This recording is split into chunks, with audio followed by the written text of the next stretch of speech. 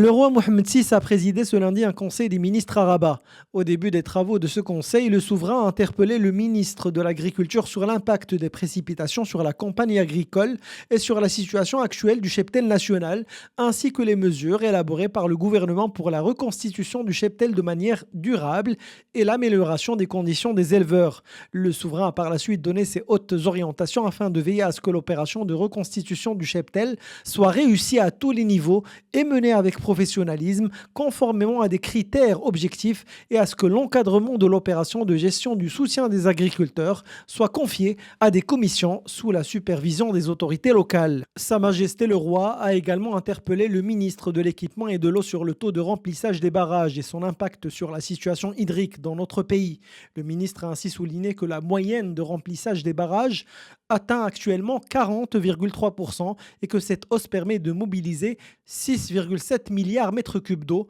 soit l'équivalent de la consommation d'une année et demie d'eau potable. Par la suite, le Conseil des ministres a approuvé un projet de loi organique modifiant et complétant la loi organique portant statut des magistrats. Sa Majesté le roi Mohammed VI a aussi approuvé 4 projets de décrets relatifs au domaine militaire. Dans le cadre du raffermissement des relations de partenariat et de coopération liant le Maroc à plusieurs pays frères et amis, le Conseil des ministres a approuvé 11 conventions internationales, dont 8 conventions relatives à l'espace africain, 2 au niveau asiatique et une seule convention avec un pays européen. Ensuite, le souverain a procédé à la nomination de 25 nouveaux walis et gouverneurs et 10 ambassadeurs de Sa Majesté auprès de plusieurs pays amis et partenaires. Le souverain a également nommé Nzha Hayat au poste de directrice générale du Fonds Mohammed VI pour l'investissement, Saïd Jbrani au poste de directeur général de la Société nationale de garantie et du financement de l'entreprise, Mohamed Gouri,